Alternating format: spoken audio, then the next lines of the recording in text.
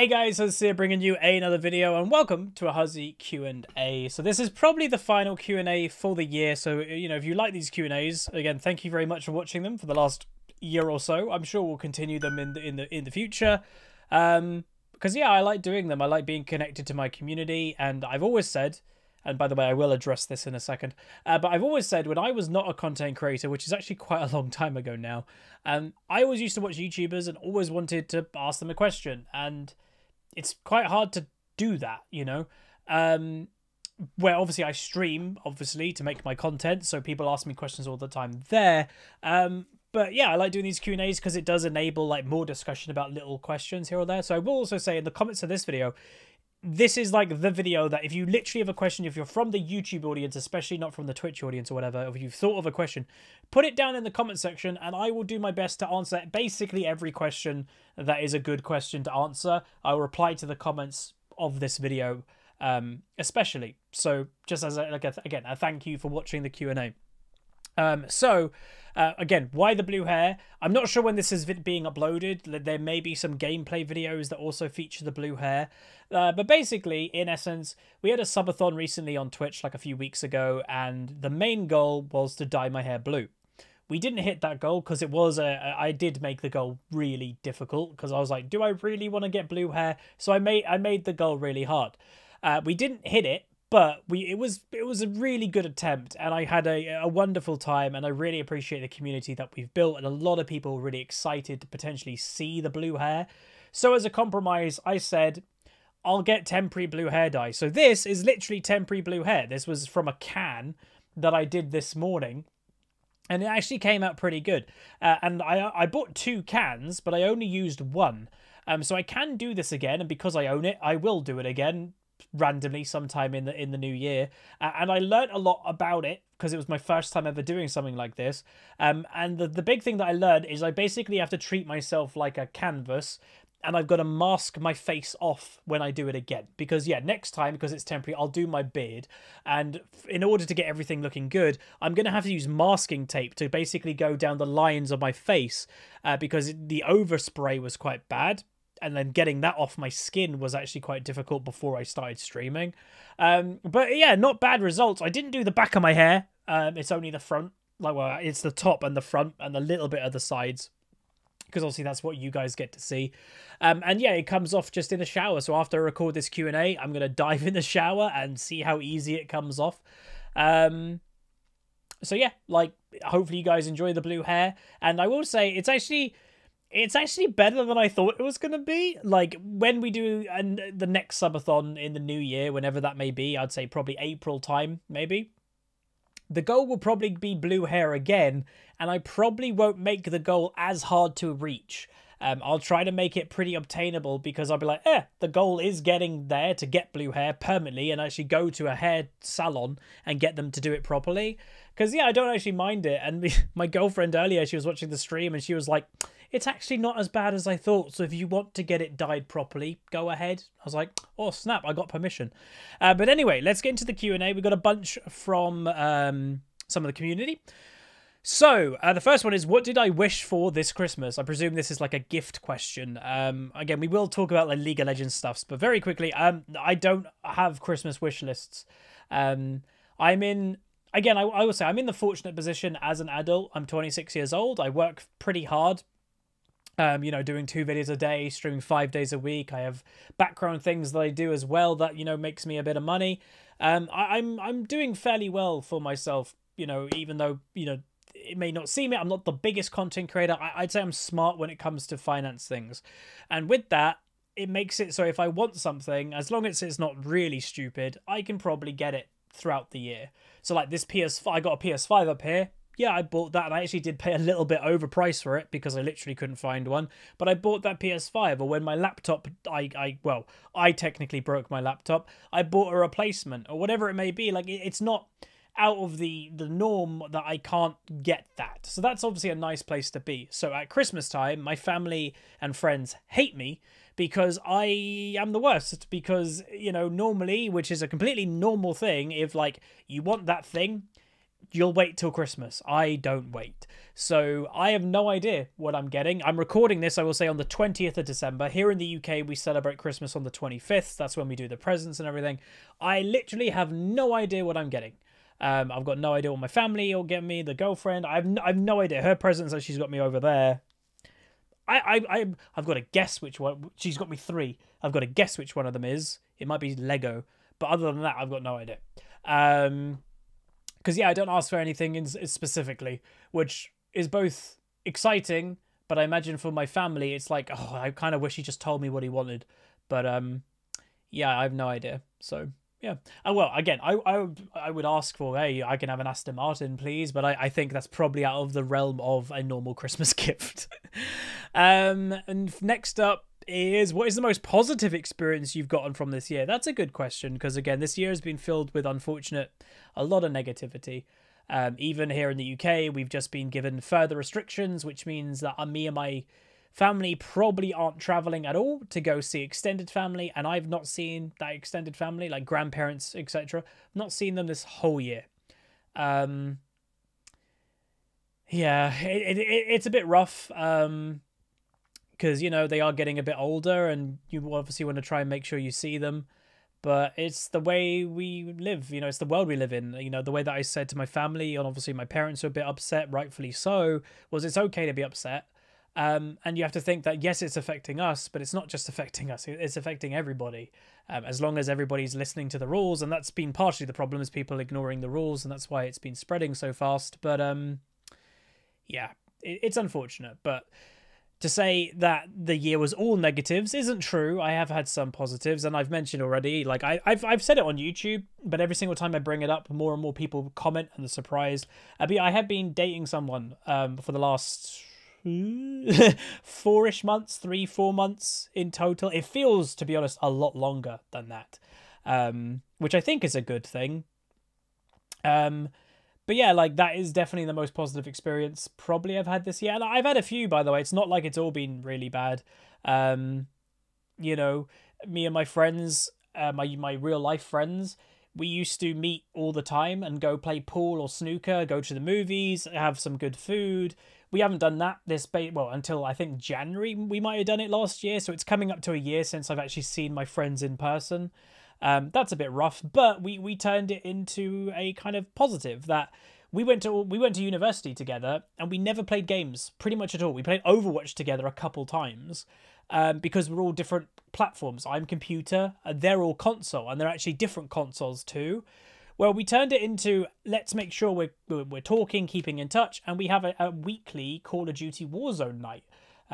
So every Thursday, me and my friends are playing Warzone for a couple hours, and it's good. You have a bit of catch up. You're playing Warzone. We've won a few times, and it's fun. So that's a positive.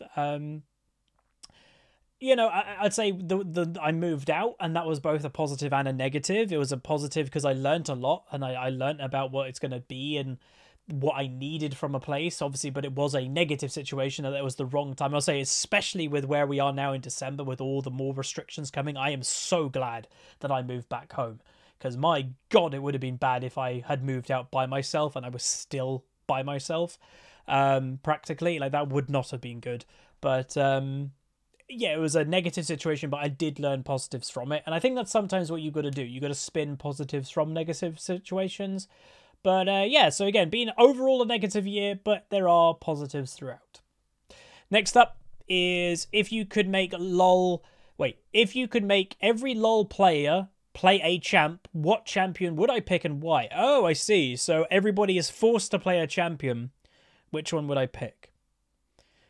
It would be something that does require quite mechanical skill and decision-making skill, because I think that would give a found respect for people that play mechanical champions, because there are people out there, which is completely fine, that will play Master Yi. They'll pick up the game, play Master Yi, and they'll just play Master Yi for the whole time, and they'll probably, like, they don't see what the difference is between playing Master Yi or something like a Zir because they've never done it. But being forced to play a champion may give them, like, oh snap, this is actually a lot harder than just playing a Master Yi, for example, or something like that. Again, no offense if you're a Master Yi player, by the way. I'd probably say, again, Orianna is the one in my head because she is such a good champion to me. mechanical decision making, playmaker. If you get that perfect ultimate off, you know, she's not the easiest thing to farm on with mana management. So yeah, I'd probably say Orianna. Every player in the game to play Orianna, I think people would have a newfound respect in a couple different areas, and that would be quite interesting. Next up is, do I think in the current climate, addictive / competitive games like League of Legends are good or bad for people's mental health overall? It's an interesting question, and I don't think it's a yes or no answer. There's a lot more to it. So on one hand, they are good in the current climate because they are a major distraction. You know, I know people that have lost jobs and or stuck at home permanently. They're not working and going loopy, not being able to do anything. But having that goal that you can set for yourself, you know, I know a lot of people hankered down this year and was like, I'm a silver player, I'm making it to gold while I'm in lockdown and while I'm not working. That's cool. Like that you cannot take away. That is a really cool thing to do. And that's a great positive of games like League or Dota or Overwatch or whatever it may be, like a ranked competitive game. The negative, though, is also why... the negative is this last season, and I've said many times, for me, has been the worst season of League of Legends. Season 10. And it wasn't just because of game quality. Like, the game quality wasn't great, but it was about the same as Season 9. So it wasn't a downgrade in quality. What was a downgrade was people's attitudes. The amount of rage quitting went way up.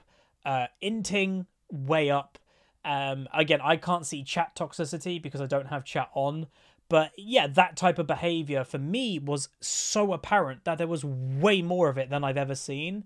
And I only really can say it probably is because of the current climate of the world, is that when you're playing and you're in this kind of terrible situation of being locked in and then you're having that bad game of League, some people unfortunately just went snap. Like it just happened, and that was happening more and more and more. So that is the negative of a game like League. It is that kind of game that could potentially push you over the edge. Like I've had it. Like I've been, I don't want to say the word upset, but I have been very frustrated this year. Like I've tried to hide it from the YouTube channel, but if you watch my stream, you have seen me really down, you know, having to play, you know, it's not a complaint because I'm fortunate that I get to play League as my job, etc. But it's a tough thing to be in the world that we are and then forcing yourself to play ranked, and it might be going terrible. Like a player would be like, oh, I'm just done for the day. Sometimes I haven't had that choice. I've had to continue playing because I've had no content, and it has not been the easiest thing to do mentally. But we've done it. You know, we're at the end of the year, and content wise, it's going okay at the moment, to be honest. And I actually feel like overall I'm playing quite well. I am playing more aggressive than I have, so that means that I'll have better scores. But there'll also be the occasional game that I'm feeding more than I used to, because I used to play very steady Eddie. Like you'll see me never feed, but never get really that fed. I'm playing more aggressive on purpose, so I'm going to get more fed more often, but I'm also going to feed a little bit more often too, because that's the aggressive playstyle. So yeah, it's going to be interesting. But as for the question, there are positives and negatives of the competitive addictive games right now. But what I would say is League of Legends or a ranked environment is maybe a bit unhealthier than, let's say, I have seen so many people say World of Warcraft is amazing right now, and I can fully see why. You know, if I wasn't a full-time League player that I had to play League all the time, I do right now. I want to play World of Warcraft again. Like I need to maybe try to find time for it, that is the problem. Finding time for WoW and spending time with people as well is the issue. But WoW would be perfect to get into again. You know, grinding daily quests, going into dungeons, gearing up and raids. WoW is the perfect game for being kind of locked up. So yeah, perfect game is probably WoW at the moment. Next one is, do I think there is something Riot can do to make chat great again? Like League of Legends chat? Well, I don't think League of Legends chat has ever been great. I would never use that definition, and I've played since Season 1. I'd say Season 1 wasn't as bad, maybe, because everybody knew they were bad, so it wasn't really like, you suck, because everybody sucked. No, honestly, no, I don't think Riot really can do anything, to be honest. It's not really, what I would say is, some people may disagree with me here, but it's not really Riot's fault. The community is toxic. Because if you look at any online video game community, It's mainly toxic. The reason being, and I've said forever, you have the majority player base of video games online are people that are not used to competitive environments. And then you're throwing those people into competitive environments, and those people sometimes just cannot cope with loss. They haven't been taught that, you know, in a sport environment or a like a music performance, you can fail. They haven't learned those lessons in life. They're learning them from video games, and they can't react to them very well. And because League is an online gaming, is an anonymous, no one knows who you are, people go nuts. So you're combining a community that overall doesn't know how to deal with loss and competitive environments very well, and also no one, you know, you're anonymous, it's online, it doesn't really matter if you're toxic. Those things together is always going to make for a pretty bad chat experience. So no, I don't think Riot can do anything about chat. The only thing that they probably would do eventually, and I probably could see it happening, they may get rid of chat in a couple of years. I wouldn't be surprised. Next up is, do I think League of Legends or League will remain one, if not the top game in the next few years? In essence, that was the question. Well, League is the biggest game, at least in the West. Apparently, there might be one game or something in China, but it's only a China game. So do you count that? I'm not really sure. It's an FPS game from memory. But let's just say globally, globally, League of Legends is the biggest game. Is that going to stay true? It's hard to say. What I would say is, like World of Warcraft, League of Legends is too big to simply just go poof. It's too big. You know, everyone, like, we joked, you know, when Overwatch came out, oh, it's the League of Legends killer, even though they're completely different genres. Or when Heroes of Storm came out, oh, it's the League of Legends killer. There's not going to be a single game that comes out that ever can kill League. It's too big. And yeah, they might take some of the player base, but the player base is so big, it's still going to be massive.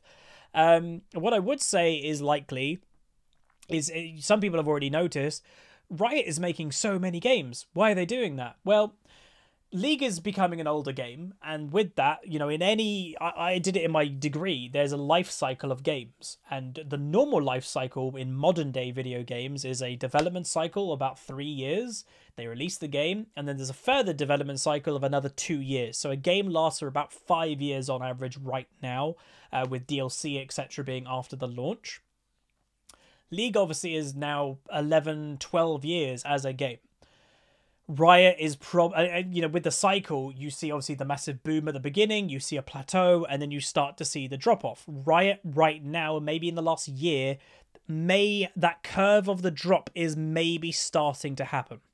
So when that happens, you can do one of two things. You accept, well, 3 things really. You accept it, the game is just on its way, and it might take 10 years, 15 years for eventually the game to fizzle out of popularity completely. That's rare that people let that happen. The second thing is you reinvest into the game and you kind of come up with a massive update and you try to get the peak to stop going downward. You try to curve it back up. World of Warcraft has done this. Other games have obviously done this to greater or lesser effects. And obviously League of Legends can't really do that fully because they're a seasonal based game.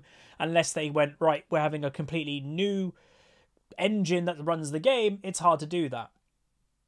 The third thing that you can do is you basically, as a company, you're going to use your current platform to help new platforms. And that's, I think, what Riot's going to do. So even though League might be slightly now on this downward curve, and I don't see that probably changing too much, but it will still be 10, 15 years until League becomes a little bit more there, because it's too big for it to fizzle out over 1 or 2 years.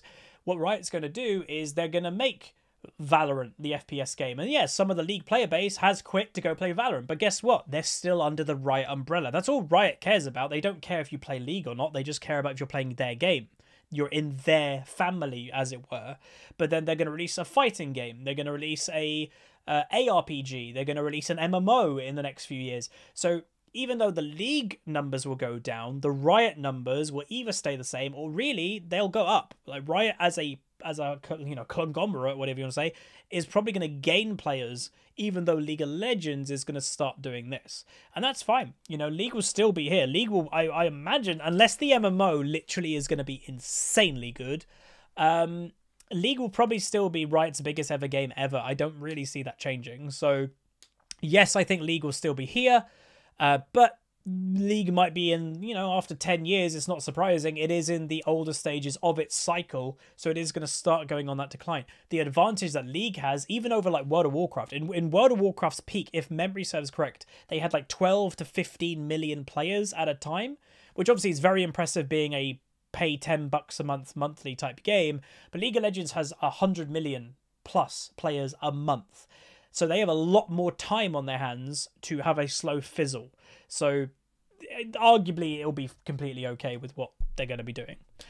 Next up is, do I think that provoking / encouraging toxic behavior should be a report category on its own? Interesting question. This is the problem with this type of question on how to answer it. It's sometimes quite hard to define what that is. Like some people would be like, I'm toxic because my teammates do bad. They're provoking me because they're playing bad. Therefore, I'm toxic. Where do you draw the line, you know? So it honestly probably can't be its own report category because I think it's way too open in what is encouraging toxic behavior or provoking it. All I will say, and, you know, the one thing I am very happy as a content creator that I have been over the years is I haven't been toxic. Yes, I've been salty here or there, but there's been so many people messaging me over the years going, I used to be toxic, I started watching you, and it gave me the perspective of it's really dumb to be toxic, because it is. If you are somebody who struggles with your toxicity, just get rid of the chat. Like, genuinely, like, I'm going to say something, right, that may offend you, as if you are especially a toxic person. Your opinion doesn't matter that much. Like, it really doesn't. Like, when you're in game and you're saying that these players are bad, it means very little because you're in the same game. You know, if genuinely you didn't think you were bad too, you just be quiet and you just carry the game. Yeah, your opinion doesn't mean that much. When you learn that, it's a lot simpler to not be toxic, I think. I think a lot of toxic people, they just value their opinion way too highly. So yeah, maybe that'll help some people, but yeah. What item would I remove from the new items? Collector, 100%. Collector is just ridiculously stupid. As a mechanic that is an execute to me should never be in an item. Like, that is just beyond weird to me. But yeah. What meta would I like to see the most again? Tank, bruiser, healer, etc. Because yeah, the meta at the moment, I don't even know what the meta is.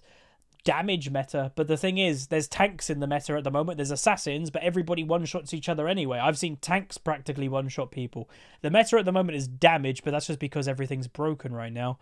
Bruiser meta's fun. Again, assassin meta's actually fun, but some people say, oh, it's assassin meta now. Again, like I said, it feels like assassin meta right now, but because everything is just doing too much damage. Riot still need to tone the damage down completely, but it seems that they don't really want to do that for some reason.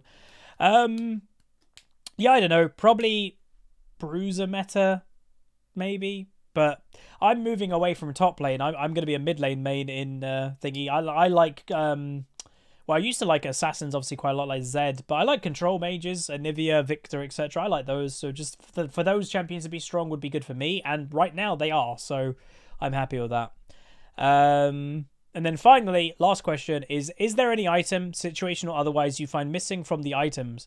Yeah, so this is actually the one that I would actually give. A magic resist item that has grievous wounds. I think that is a really weird thing that doesn't exist. So you have two different AD, you know, aggressive grievous wounds, which is the anti-healing items. They exist. You have Bramble Vest, which turns into Thorn Mail. You've got Morellonomicon, which is an AP item. There is no MR item that has grievous wounds on it. So if you're, let's say, in top lane and you're against a Vladimir, you either have to, and you're a tank, you either have to buy an AD item that gives you anti-healing, or you have to buy an armor item, but you're against a Vladimir. It's really weird to me that any magic resist item doesn't exist with grievous wounds. Like, to me, that is just such a big oversight that doesn't exist. It's weird. So I'd say, yes, I agree with that. Manran, I agree. That is the item that I think is missing. But that is going to be it, everybody. Hopefully you guys enjoyed the Q&A. If you did, throw a like on the video. And do remind, in this video specifically and especially, throw a question down in the comments and I will do my best to answer it. It may take a day or two, but I will do my best to get around to them. But anyway, that's going to be it. Again, like, comment, subscribe. Hopefully, again, you're doing well with this time of the year and all that. And I will see you guys next time. Peace.